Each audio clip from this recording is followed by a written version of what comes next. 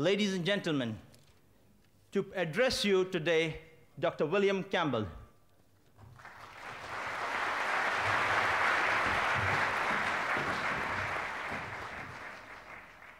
Greeting to Dr. Naik, who almost surely came the farthest. Greeting to Sabil Ahmed and Mohammed Naik.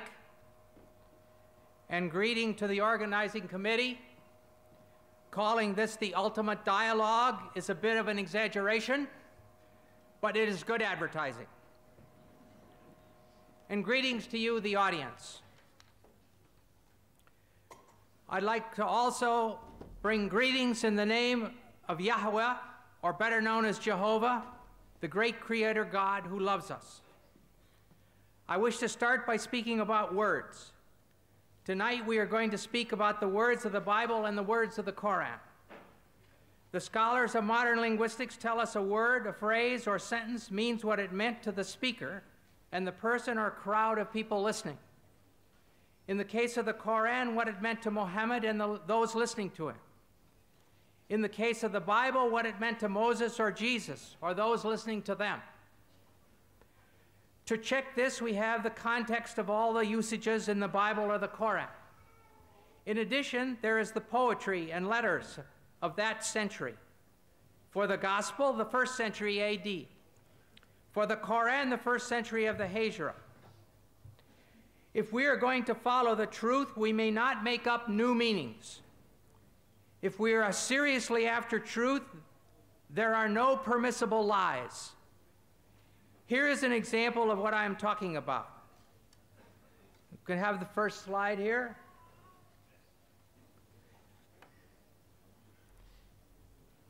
This is talking about 2 dictionaries that I have in my home, one from 1951 and 1991.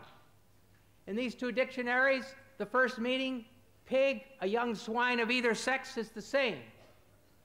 The second meaning, any swine or hog, any wild or domestic swine, it's the same. Third, the flesh of swine, pork, is the same. Then the meaning, a person or animal of piggish habits, it's the same. A person who is gluttonous. And down here, pouring metal into a pig for pig iron is the same. But over here is a new meaning, a police officer. You need to call the police officers pigs. All right, the question is,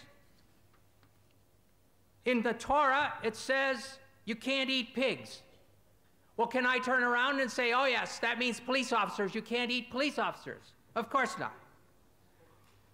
In the Quran, Allah says can't eat pigs. Can I translate it, can't eat police officers? No. It's wrong. It would be stupid. It would be lying, actually.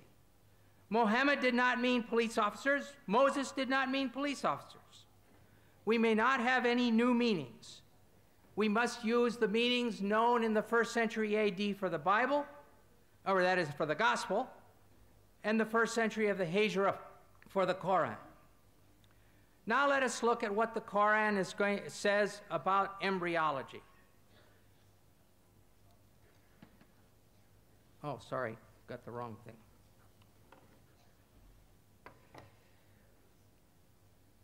It has been said that the idea of the embryo developing through stages is a modern one, and that the Quran is anticipating modern embryology by depicting differing stages. In a pamphlet entitled Highlights of Human Embryology by Keith Moore, Dr. Moore claims the realization that the embryo develops in stages in the uterus was not discussed or illustrated until the 15th century. We will weigh this claim by considering the meaning of the Arabic words used by the Quran, and secondly, by examining the historical situation leading up to and surrounding the Quran. We will start by looking at the main words using the word alaka, main verses. The Arabic word alaka in the singular, or alaq as the collective plural, is used 6 times. In the Surah of the Resurrection, Al-Qiyamah, 75, 35 to 39, we read, was he man, not a drop of sperm ejaculated? Then he became alaka, and God shaped and formed and made of him a pair, the male and the female. In the Surah of the Believer, Al-Mu'min, 40:67, it says, "He it is who created you from dust, then from a sperm drop, then from a leech-like clot, alaka, then brings you forth as a child, that perhaps you may understand." In the Surah of the Pilgrimage, Al-Hajj 22:5, it says, "O mankind, if you have doubt about the resurrection, consider that we have created you from dust, then from a drop of seed, then from a clot, alaka, then from a little lump of flesh, shapely and shapeless." And finally, the fullest treatment is in the Surah of the Believers, Al-Mu'minun, 23:12-14, which reads, "Verily, we created man from a product of wet earth, then placed him as a drop of seed in a safe lodging. Then we fashioned the drop a clot, alaka, and of the clot we fashioned a lump, and of the lump we fashioned bones, and we clothed the bones with meat. Then we produced it as another creation." And here you have the stages according to the Coran. Nutfa, sperm; alaka, clot; mudaga, piece of meat; adam, bones; and the fifth stage, dressing the bones with muscles. Over the last 100+ years, this word alaka has been translated as follows. There's 10 translations here. I'm not going to read them all. 3 are in French, where it says un gomo de sang, or a clot of blood. 5 versions are English, where it's either clot or leech-like clot. 1 version is in Indonesian, at the bottom there, segumpal darah, lump of or clot of blood. And the last one is Farsi, khun basta, a clot of blood. As every reader who has studied human reproduction will realize, there is no stage as a clot during the formation of a fetus. So this is a very major scientific problem. In the dictionaries of Wer and Abdanur, the only meanings given for alaka in this feminine singular are clot and leech. And in North Africa, both of these meanings are still used. Many patients have come to me to ask for a clot to be removed from their throat. And many women have come to me and told me their period didn't come. When I say, "I'm sorry, I can't give you medicine to bring your period because I believe that's a baby," they would say, "Mazel dim, it's still blood." So they were understanding these ideas of the Quran. Lastly, we must consider the first verses which came to Muhammad in Mecca. These are found in the 96th surah called alaq, clots, from the very word that we're studying. In 96:1-2 we read, "Proclaim, in the name of your Lord who created man from alaq." Here the word is in the collective plural. This form of the word can have other meanings because alaq is also the derived verbal noun of the verb alika. The verbal noun usually corresponds to the gerund in English, as in the sentence, "Swimming is fun." Therefore, we could expect it to mean hanging or clinging or adhering. But the 10 translators listed above have all used clot, or congealed blood, in this verse too. In spite of the number and qualifications of these translators who use the word clot, the French doctor Maurice Bucaille has sharp words for them. He writes, "What is more likely to mislead the inquiring reader is once again the problem of vocabulary. The majority of translations describe, for example, man's formation from a blood clot. A statement of this kind is totally unacceptable to scientists specializing in the field. This shows how great the importance of an association between linguistic and scientific knowledge is when it comes to grasping the meaning of Quranic statements on reproduction." Put in other words, Bucaille is saying, nobody has translated the Quran correctly until I, Dr. Bucaille, came along. How does Dr. Bucaille think that it should be translated? He proposes that instead of clot, the word alaka should be translated as something which clings, which would refer to the fetus being attached to the uterus through the placenta. But as all you ladies who've been pregnant know, the thing which clings doesn't stop its clinging to become chewed meat. It keeps on being the thing which clings, which is attached by the placenta for 8.5 months. Thirdly, these verses say that the chewed meat becomes bones, and then the bones are covered with muscle.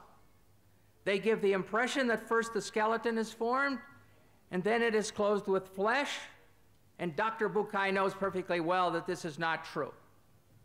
The muscles and the cartilage precursors of the bones start forming from the somite at the same time.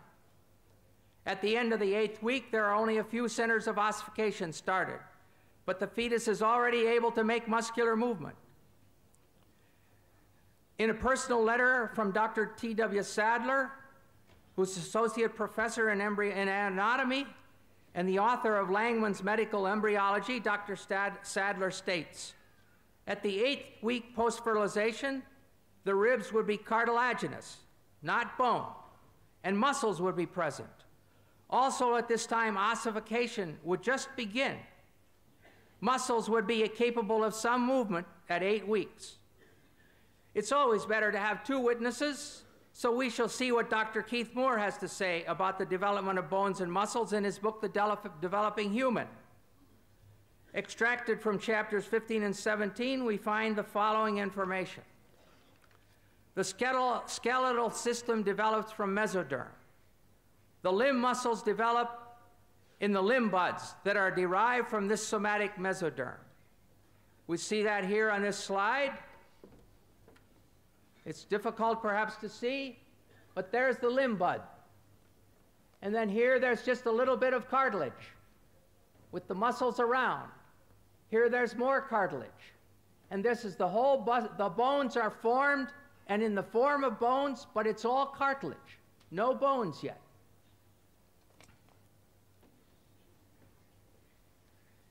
This second slide shows how it forms. Here's the cartilage. So just the bone looks like cartilage. And then it starts to have some calcium deposited. And then it starts to have ossification and bone formed.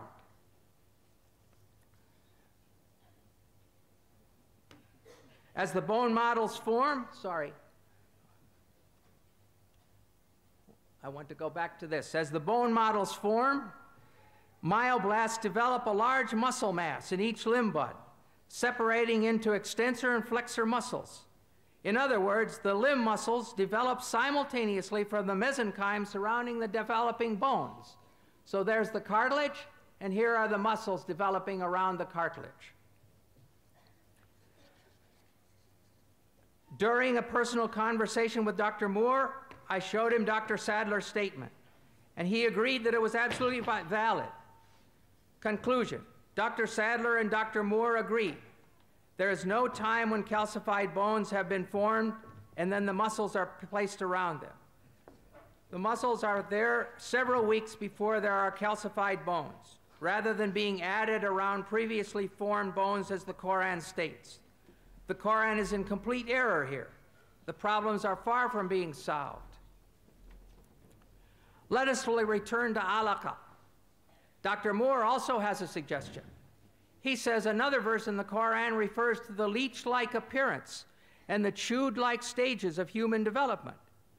From this definition, Dr. Moore has gone ahead to propose that a 23-day embryo, 3 millimeters long, that's 1/8 of an inch. I can hardly put my fingers that close together without touching.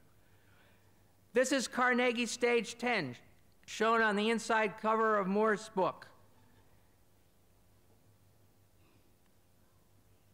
This is the beginning, and here's the sperm entering the egg. So that's stage 1.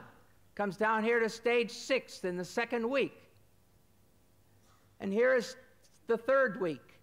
And there's stage 10, and here is day 23. And this is what Dr. Moore wants to say looks like a leech.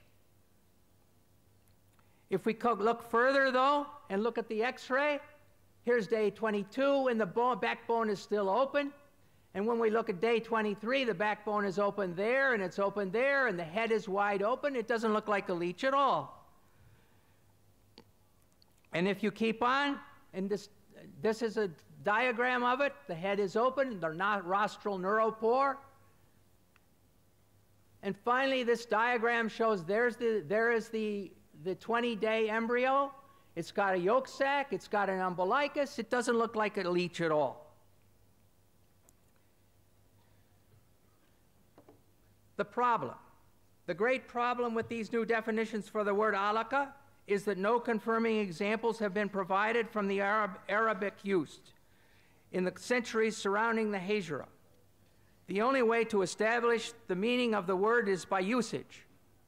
The only way to establish whether the singular form alaka can mean a 3-millimeter embryo or the thing that clings is to bring sentences demonstrating this usage from the literature of the Arabs of Mecca and Medina close to the time of Muhammad, especially from the language of the Quraysh. This will not be an easy task because much work has already been done on the clear Arabic of the Quraysh. The early Muslims understood intuitively the need to know exactly what the Quranic words mean, and for this reason they made comprehensive studies of their language and poetry. Hamza Boubacar, former rector of the main mosque in Paris, brought up this subject at a conference on the One God in Montpellier in 1985. He posed the question to the audience: has the comprehension of the text of the Quran known at the time of Muhammad remained stable? And his answer was, ancient poetry shows that it has. We can only conclude, if the verses which bring spiritual comfort and hope to Muslims have remained stable, then the scientific statements embedded in those verses must also be accepted as stable, unless new evidence can be brought forward. This is especially important since some of the verses say that this information is a sign. The Surah of the Believer, as we saw above, says, He it is who created you from dust, then from a sperm drop, then from a clot, alaka, that perhaps you may understand.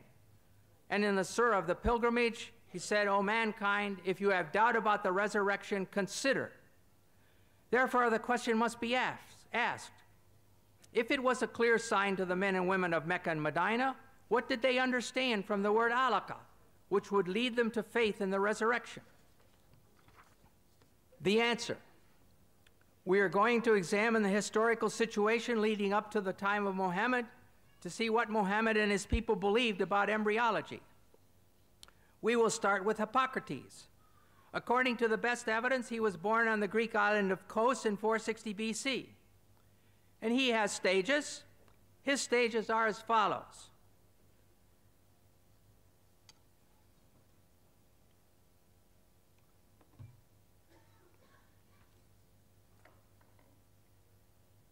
The sperm is a product which comes from the whole body of each parent. Weak sperm coming from the weak parts, and strong sperm from the strong parts. Then he goes ahead and talks about the coagulation of the mother's blood. The seed, embryo, then is contained in a membrane. Moreover, it grows because of its mother's blood, which descends to the womb. For once a woman conceives, she ceases to menstruate. Then about flesh, he says at this stage, with the descent and coagulation of the mother's blood, flesh begins to be formed with the umbilicus. And lastly, bones, he says, as the flesh grows, it is formed into distinct members by breath. The bones grow hard and send out branches like a tree. Next, we will look at Aristotle. In his book on the generation of animals, sometime about 350 BC, he gives his stages of embryology. And he talks about first semen and menstrual blood, or catamenia. In this section, Aristotle speaks of the male semen as being in a pure state. It follows that what the female would contribute to the semen of the male would be material for the semen to work on. In other words, the semen clots the menstrual blood. Then he goes to flesh. He says nature forms this from the purest material, the flesh. And from the residue thereof it forms bones. And lastly, around the flesh, around the bones, and attached to them by thin fibrous bands, grow the fleshly parts. Clearly, the Quran follows this exactly. Sperm clotting the menstrual blood, which forms meat, then the bones are formed, and lastly, around about the bones, grow the fleshly parts. Next, we will consider Indian medicine. The opinion of Charaka in 123 AD and Susruta is that both the male and female contributed seed. The secretion of the male is called the sukra, semen. The secretion of the woman is called artava, or sanita, blood, and it is derived from the blood by way of food, by way of blood. Here we see that in the medicine of India, they too had the idea that the child was formed from semen and blood. Now we shall look at Galen. Galen was born in 131 AD in Pergamum, modern Bergama in Turkey. Galen says on semen, the substance from which the fetus is formed is not merely menstrual blood, as Aristotle maintained, but menstrual blood plus the two semens. The Coran agrees with Galen here when it says in Surah 76:2, "We created man from a drop of mingled sperm." Now we'll look at the Galen stages. Galen also taught that the embryo developed in stages. The first is that in which the form of the semen prevails. The next stage is when it has been filled with blood, and heart and brain and liver are still unarticulated and unshaped. This is the period that Hippocrates called fetus. The Quranic Surah 22:5 reflects this saying. Then out of a morsel of flesh, partly formed and partly unformed. And now the third period of gestation has come. Thus nature caused flesh to grow on and around all the bones. We saw above that the Quran agrees with this in Surah 23:14, where it says, "And we clothe the bones with meat." The fourth and final period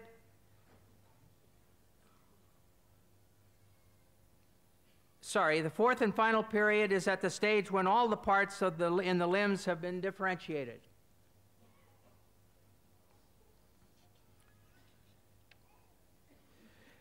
Galen was so important in medicine that just about the time of the Hijra, 4 leading medical men in Alexandria, Egypt, decided to form a medical school, using 16 books of Galen as the basis of the studies. This continued up to and including the 13th century. We must now ask ourselves, what was the political, economic, and medical situation in Arabia at the time of Muhammad? From the Hadramaut in Yemen, the caravans of the spice trade passed north through Mecca and Medina and then reached into all of Europe. In North Arabia, in about 500 AD, the Ghassanids took over, and by 528, they controlled the Syrian desert over to the outskirts of Medina. Syriac, a form of Aramaic related to Arabic, was their official language. As early as 463, the Jews translated the Torah and Old Testament from Hebrew into Syriac. The British Museum has a copy. This made it available to the Ghassan, who were Christians, and to the Jewish tribes in Arabia. During this time, Sergius al-Rasaini, who died in Constantinople in 536, one of the earliest and greatest translators from Greek into Syriac, translated various works on medicine, including 26 works of Galen. This made them available in the kingdom of Khosrow I in Persia and to the Ghassan tribe whose influence extended to the outskirts of Medina. Khosrow I, Arabic Kisra, king of Persia, was known as Khosrow the Great. His troops conquered areas as far away as Yemen, and he also loved learning and started several schools. The school of Jundishapur became, during Khosrow I's long reign of 48 years, the greatest intellectual center of the time. Within its walls, Greek, Jewish, Nestorian, Persian, and Hindu thought and experience were freely exchanged. Teaching was done largely in Syriac, from Syriac translations of Greek texts. This meant that Aristotle, Hippocrates, and Galen were readily available when the medical school at Jundishapur was operating during his reign. The next step was that the conquering Arabs compelled the Nestorians to translate their Syriac texts of Greek medicine into Arabic. The translation from Syriac to Arabic was easy, as the two languages had the same grammar. Concerning the local medical situation during Muhammad's life, we know there were physicians living in Arabia during this period. Harith ben Khalada was the best educated physician trained in the healing arts. He was born about the middle of the 6th century at Taif in the tribe of Bani Thaqif. He traveled through Yemen and then Persia, where he received his education in the medical sciences at the great medical school of Jundi Shapur, and thus was intimately acquainted with the medical teachings of Aristotle, Hippocrates, and Galen. Having completed his studies, he practiced as a physician in Persia, and during this time he was called to the court of King Khosrow, with whom he had a long conversation. He came back to Arabia about the beginning of Islam and settled down at Taif. While there, Abu al-Khair, a king of Yemen, came to see him in connection with a certain disease, and on being cured, rewarded him with much money and a slave girl. Though Harith bin Khalada did not write any book on medicine, his views on many medical problems are preserved in his conversation with Khosrow. About the eye, he says that it is constituted of fat, which is the white part. And then the second is constituted with water, which is the black part, and of wind, which constitutes the eyesight. Well, these things we know to be wrong now, but this was Greek thought. All this goes to show the acquaintance of Harith with the Greek doctors. Summarizing the situation in a few words in his book, Histoire de la Médecine Arabe, Dr. Lucien Leclerc writes, Harith ben Khalada studied medicine at Jundi Shapur, and Muhammad owed to Harith a part of his medical knowledge. Thus, with the one as well as the other, we easily recognize the traces of Greek medicine. Sometimes Muhammad treated the sick, but in the difficult cases, he would send the patients to Harith. Another educated person around Muhammad was Nadir bin Harith. Not related to the doctor, he was a Qurayshite and cousin of Muhammad, and had also visited the court of Khosrow. He had learned Persian and music, which he introduced among the Quraysh at Mecca. However, he was not sympathetic to Muhammad, mocking some of the stories in the Coran. Muhammad never forgave him for this, and when he was taken prisoner at the Battle of Badr, he caused him to be put to death. In summary, we see that 1, Arabs living in Mecca and Medina in 600 had political and economic relations with people from Ethiopia, Yemen, Persia, and Byzantine. A cousin of Muhammad knew Persian well enough to do his musical studies in it. 3, the Ghassan tribe, which ruled the Syrian desert over to the gates of Medina, used Syriac, one of the main languages used to teach medicine in Jundi Shapur, as their official language.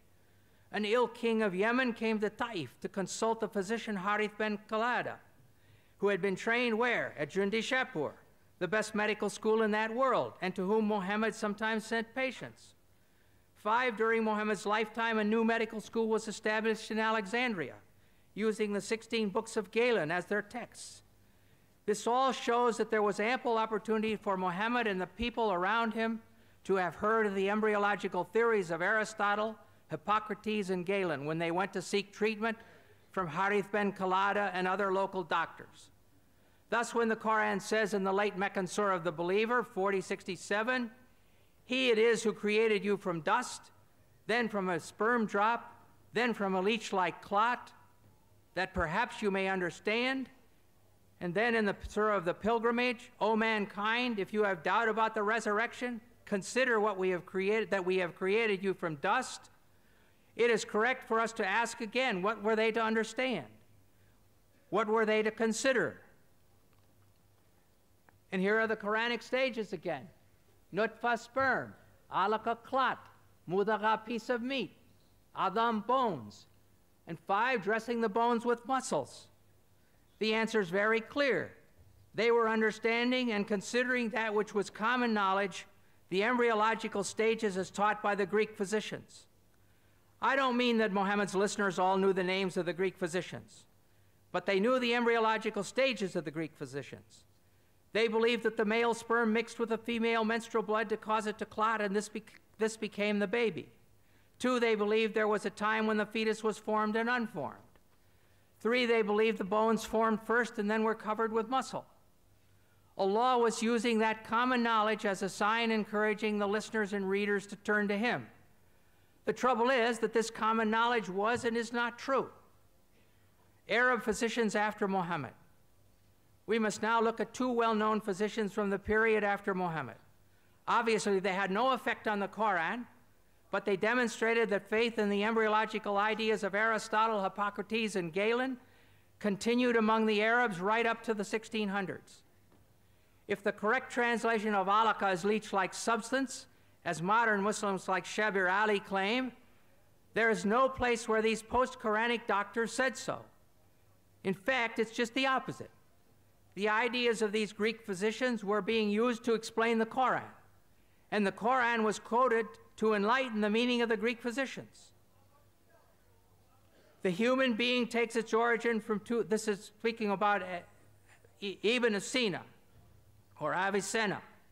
The human being takes its origin from two things: the male sperm, which plays the part of factor; the female sperm, first part of the menstrual blood, which provides the matter. Thus we see that Ibn Sina gave the female semen exactly the same role that Aristotle had assigned to the menstrual blood. It is difficult to overstate the importance of Ibn Sina as a scientific and philosophical authority for the pre-modern Europeans. Then we're going to look at Ibn Qayyim al-Jawziyah. Ibn Qayyim took full advantage of the agreement between Quranic revelation and Greek medicine. This is not very clear, probably, but the Hippocrates is in purplish, and the Quran is in bold type, green, and the Hadith is in purple, and commentaries are in red, and his own thoughts in sort of a blue-green. So it starts out, he says, Hippocrates said in the 3rd chapter of Kitab al-Jinnah, the semen is contained in a membrane, and it grows because of the blood of its mother, which descends to the womb.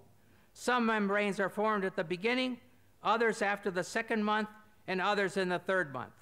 And this phrase about the blood descending to the womb, we saw it when we looked at Hippocrates' slide. That is why God said, here the Quran is mentioned, He creates you in the womb of your mothers by one formation after another in 3 darknesses. That's Quran 39:6. Then He gives His own ideas. Since each of these membranes has its own darkness, when God mentioned the stages of creation and transformation from one state to another, He also mentioned the darknesses of the membranes. Most commentators explain, and here are the words of the commentators: it is the darkness of the belly, and the darkness of the womb, and the darkness of the placenta. In a second example, we read, Hippocrates said, the mouth opens up spontaneously, and the nose and ears are formed from the flesh. The ears are opened, and the eyes, which are filled with a clear liquid. The prophet used to say, I worship Him who made my face and formed it and opened my hearing and eyesight, and so forth. Here we look at Hippocrates again, and there in the 2nd stage is the same thing we just read. Ibn Qayyim is quoting Hippocrates and speaks of the mother's blood descends around the membrane. He could do this, as we have seen, because the educated people of Muhammad's time were familiar with Greek medicine. However, what is important for us here today to realize is that there is no place where the Quran corrected Greek medicine. There is no place where Ibn Qayyim was shouting, hey, you guys, you've got this all wrong. The correct meaning of alaka is that which clings, or leech-like substance. On the contrary, Ibn Qayyim was demonstrating the agreement between the Quran and the Greek medicine, their agreement in error. A final witness is the commentary of Baidawi in 1200 AD. Here we have the commentary, we have the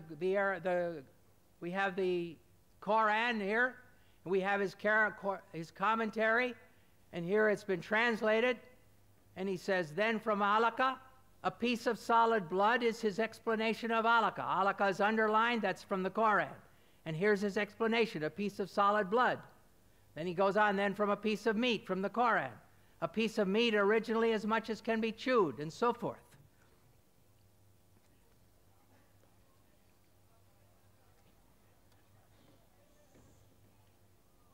As I mentioned at the beginning of this study, it has been said that the idea of the embryo developing through stages is a modern one, and that the Coran is anticipating modern embryology by depicting differing stages. Yet we have seen that Aristotle, Hippocrates, the Indians, and Galen have all discussed the stages of embryological development during the 1,000 years before the Coran. And after the coming of the Coran, the account of the different stages, as described by the Coran and the Greek doctors, was carried on in the teachings of Avicenna and Ibn Qayyim, and is essentially the same as that taught by Galen and those preceding him. Concerning the bone stage, it's clear, as Dr. Moore demonstrated so capably in his textbook, that muscles start forming from the somites at the same time as the cartilage models of the bones. There's no bone stage where there's a skeleton sitting here and then the muscles are plastered around it. It's equally clear that alaka in the Quran means clot, and that the Quraysh who heard Muhammad speaking understood him to be referring to the menstrual blood as the female contribution to the developing baby. Therefore, we can conclude that during all these years, the Quranic verses on embryology, saying that man is created from a drop of sperm which becomes a clot, were in perfect accord with the science of the 1st century of the Hijra, of the time of the Quran. But when compared with the modern science of the 20th century, Hippocrates is in error, Aristotle is in error, Galen is in error, and the Quran is in error. They are all in serious error.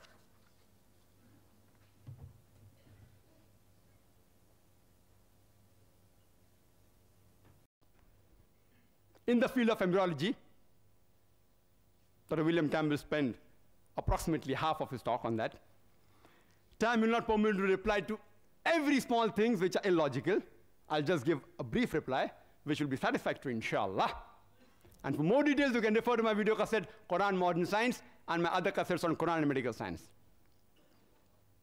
There were a group of Arabs who collected the data dealing in the Quran about embryology, and the hadiths dealing with embryology, and they presented it to Professor Keith Moore, who was the chairman and the head of the Department of Anatomy in the University of Toronto in Canada. And at present, he's one of the leading scientists in the field of embryology.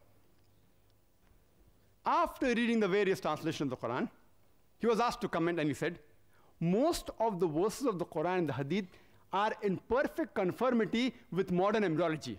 But there are a few verses which I cannot say that they are right. Neither can I say that they are wrong, because I myself don't know about it. And two such verses were the first two verses of the Quran to be revealed from Surah Iqra or Surah Alaq, chapter 96, verse number 1 and 2, which says, Iqra bismi rabbikal ladzi khalaq. Khalaqal insana min alaq. Read, recite, or proclaim in the name of thy Lord, who created the human beings from something which clings, a leech-like substance. Regarding Dr. William Campbell's statement that to analyze the meaning of a word, you have to see what was the meaning at that time when it was revealed, at that time when the book was written. And he rightly said that to analyze the meaning, you have to analyze the meaning at the time it was revealed and to the people who it was meant for. As far as this statement of his is concerned, regarding the Bible, I do agree with it totally, because the Bible was only meant for the children of Israel for that time. It's mentioned in the Gospel of Matthew, chapter number 10, verse number 5 and 6. Jesus Christ, peace be upon him, tells his disciples, go ye not in the way of the Gentiles. Who are the Gentiles? The non-Jews, the Hindus, the Muslims. But rather go to the lost sheep of the house of Israel. Jesus Christ, peace be upon him, said in the Gospel of Matthew, chapter number 15, verse number 24, I am not sent but to the lost sheep of the house of Israel. So Jesus Christ and the Bible were only meant for the children of Israel. Since it was meant for them, to analyze the Bible, you have to use the meaning of the word which was utilized at that time. But the Quran was not meant only for the Arabs of that time. Quran is not meant only for the Muslims. The Quran is meant for the whole of humanity.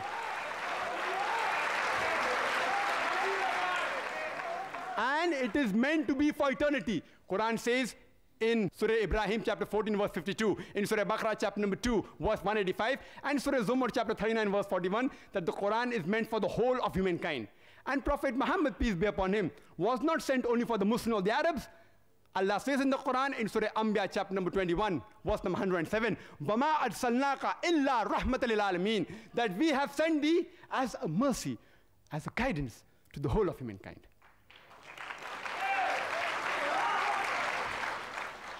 So as far as the Quran is concerned, you cannot limit the meaning only for that time, because it is meant for eternity. So one of the meanings of alaqa is leech-like substance or something which clings. So Professor Keith Moore said, I do not know whether the early stage of embryo looks like a leech. And he went in his laboratory and he analyzed the early stage of an embryo under a microscope and compared it with a photograph of a leech, and he was astonished at the striking resemblance.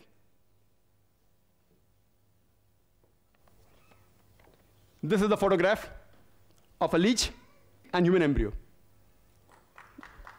What Dr. William Campbell showed you is the other perspective of it. If I show this book, it looks like a rectangle. If I show you like that, it's a different perspective.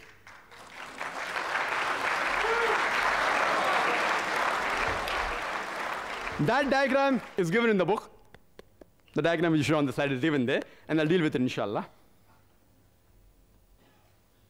Professor Keith Moore, after about 80 questions were asked to him, he said, if you would have asked me these 80 questions 30 years ago, I would not be able to answer more than 50%, because embryology has developed recently in the past 30 years. He said this in the 80s. Now, do we believe in Dr. Keith Moore, whose statement is available outside in the foyer?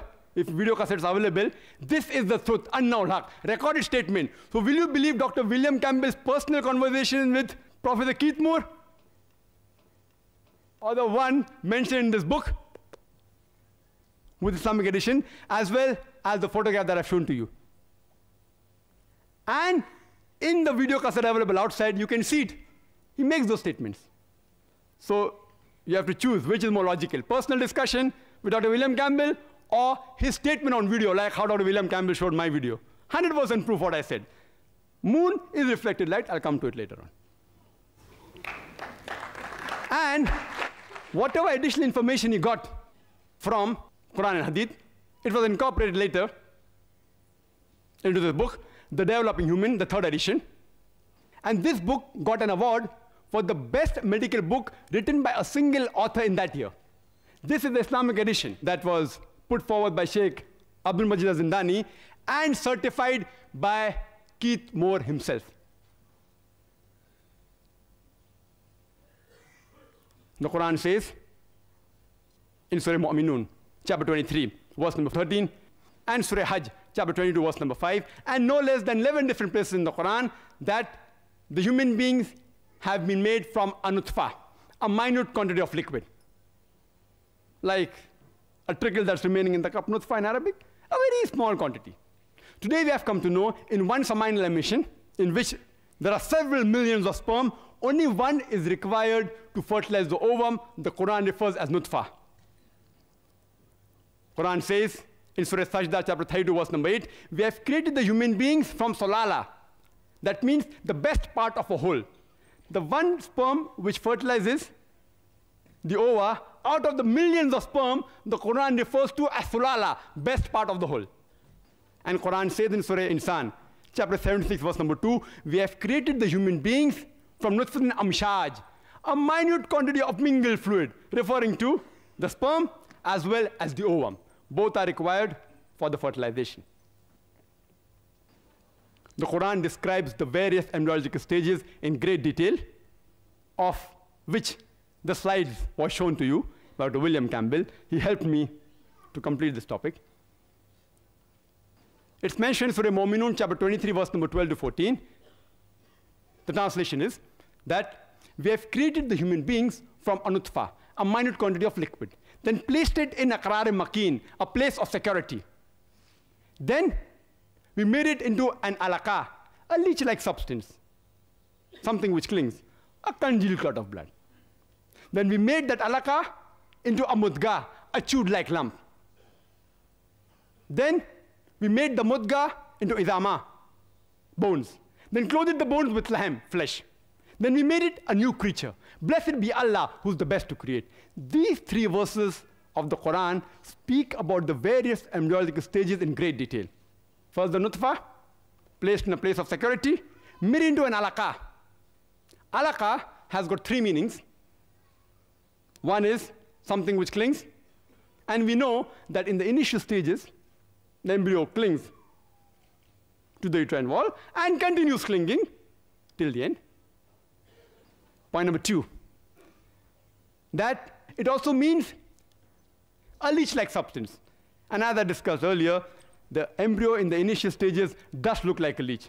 Besides looking like a leech, it also behaves like a leech. It receives its blood supply from the mother, like a bloodsucker. And the third meaning, which Dr. William Campbell objected to, that is the right meaning, the congenital clot of blood, and that's why Quran has a scientific error. And I do agree with him that Dr. William Campbell didn't agree. He said, how can it mean a congenital clot of blood? Because this is the case, and the Quran is wrong. I'm sorry to say, Quran is not wrong. Dr. William Campbell, with due respect to him, he is wrong. Because today, after advancement of embryology, even Dr. Keith Moore, he says that in the initial stages, the embryo, besides looking like a leech, also looks like a congenital clot of blood. Because in the initial stages of the stage of alaqa, 3 to 4 weeks, the blood is clotted within closed vessels. And Dr. William Campbell made it easy for me. He showed you a slide.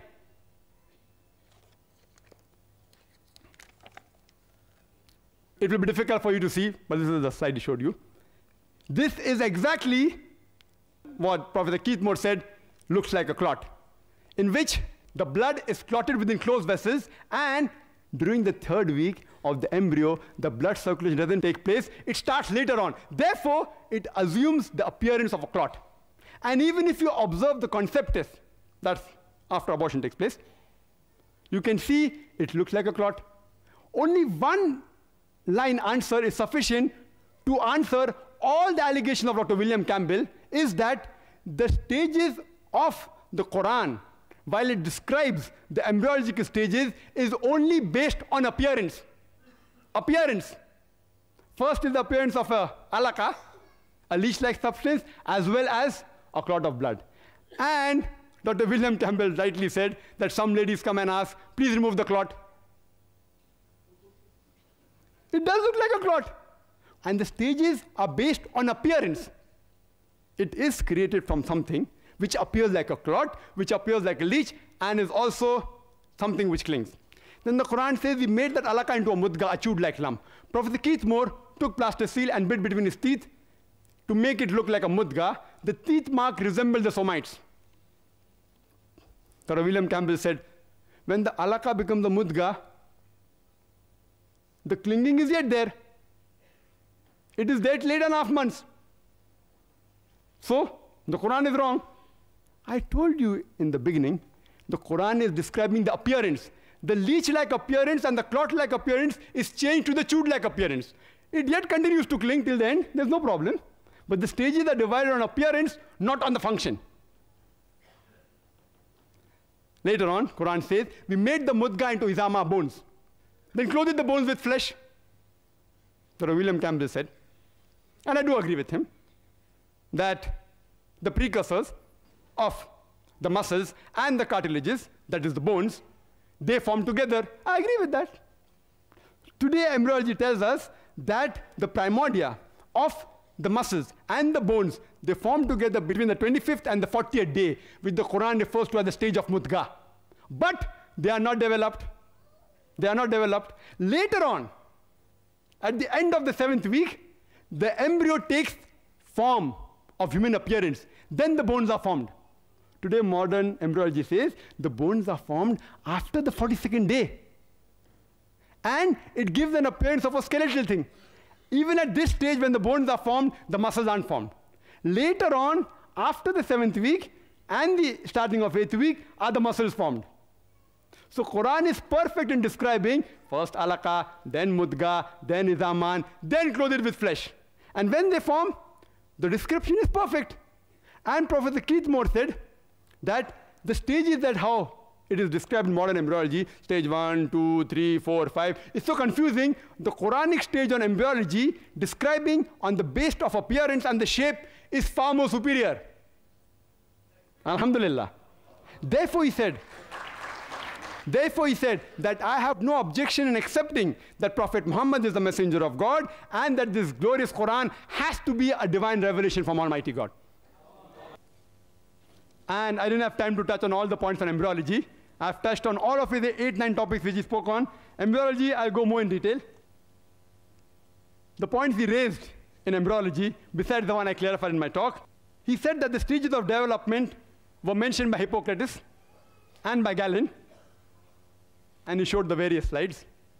The point to be noted, just because someone says some things which are matching with the Quran, that doesn't mean that Quran has been copied from that.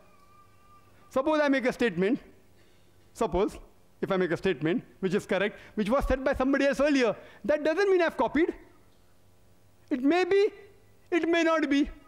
To use the conflict approach to the Quran, yes, he copied. Okay, fine. But let's analyze. The Quran doesn't take the things which were wrong from Hippocrates. If you would have copied, you would have copied everything.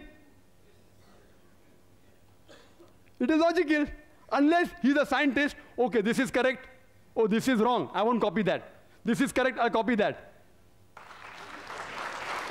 All the stages of Hippocrates and Galen is not the same as the Quran. Hippocrates and Galen doesn't speak about leech-like substance. They don't speak about mudga at all. Where do they speak? Hippocrates and Galen, at that time they said that even the women have got semen. Who says that? Even the Bible said that. If you read in the Bible, it mentions in Leviticus chapter number 12, verse number 1 to 2, that women give out seed. So actually Bible is copying from Hippocrates. And Bible says in Job, chapter number 10, verse number 9 and 10, that we have made the human being from clay, like poured out milk and curdled cheese. Poured out milk and curdled cheese is exact plagiarization from Hippocrates. Why plagiarization? Because surely that's not the word of God. That portion is unscientific. It was said by Hippocrates and Galen, the Greeks, that human beings are created like curdled cheese. And Bible copies that exactly. But Quran, alhamdulillah, as if you analyze and read the books of embryology, even of Dr. Keith Moore, he said that Hippocrates and the other people like Galen, etc., they did give a lot of things to embryology initially, as well as Aristotle. Many were right, many were wrong. And further he goes to say, in the Middle Ages, or at the time of the Arabs, the Quran speaks about something additional. If it was exactly copied, why would Dr. Keith Moore in his book give due credit to the Quran? He even gives due credit to Aristotle, to Hippocrates, but mentions there, many were wrong. That he doesn't mention with the Quran. That is enough proof that Quran wasn't copied from the Greek time.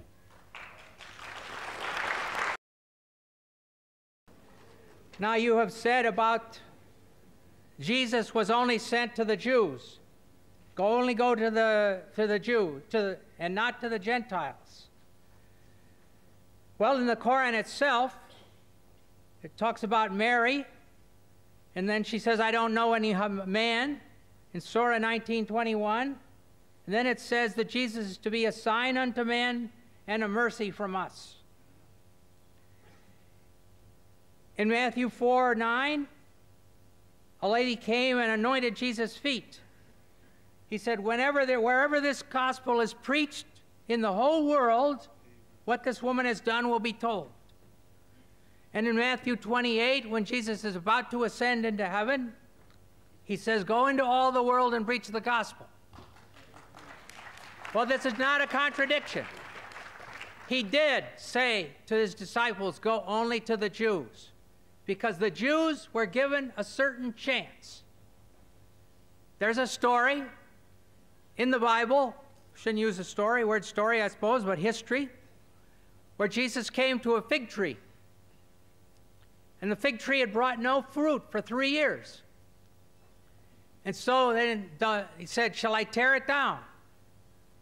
And then Jesus' answer was, no, leave it 1 more year and we'll fertilize it and see if it brings any fruit.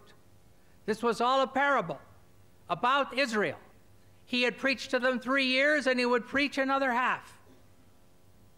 But then there are other parables that he told where he said, all right, it'll be taken away from you, the blessing, and given to the Gentiles.